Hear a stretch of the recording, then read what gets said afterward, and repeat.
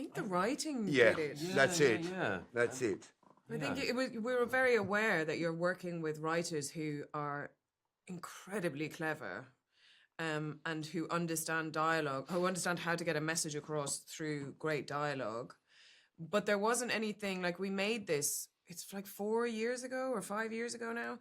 And like Ben was saying earlier, there was nobody there going, we're going to put this out at this point in time and it's going to link up with this, that, and the other. It's like, that we just made the show, and we're aware that the themes that we were dealing with are themes as old as time, but they were being put across in an incredibly sophisticated way. So it was very easy to do the work. When the writing is that good, you'd be surprised at how easy everything else is, and the whole world was created for us. Yeah.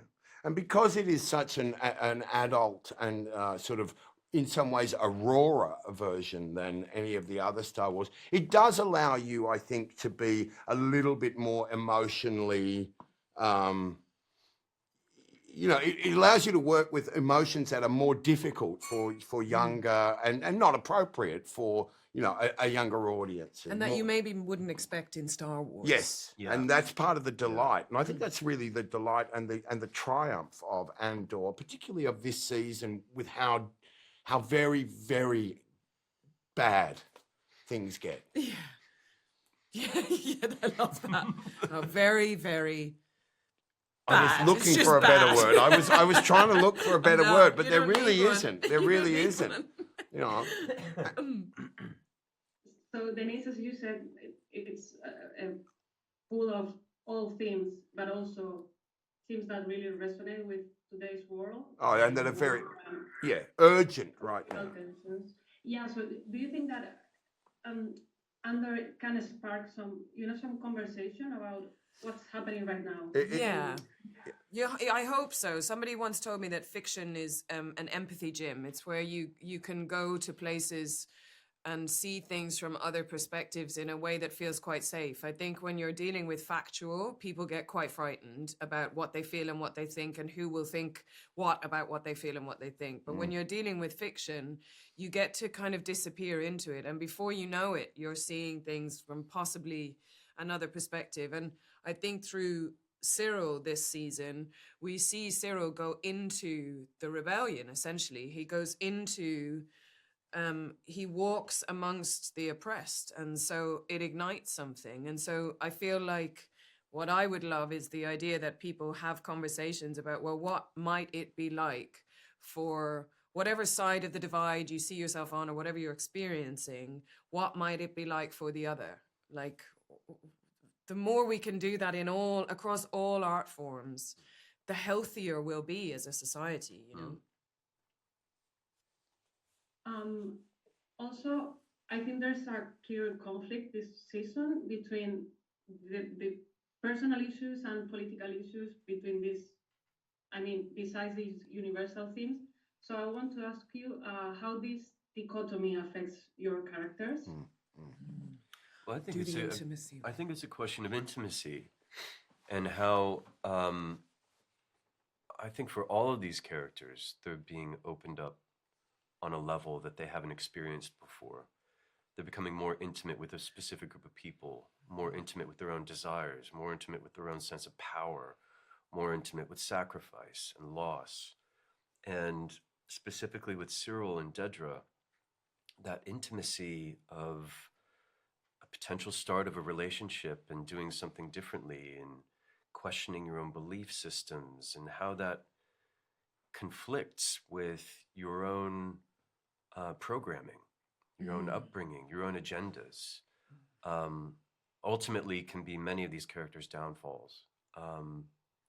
And yeah, you see that.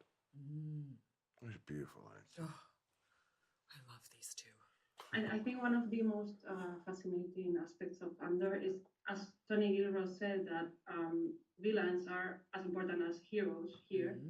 So, but also these characters always spark very polarized reactions amongst fans. Yep. So I wanted to know, how do you think these characters can relate, to the audience, despite being villains?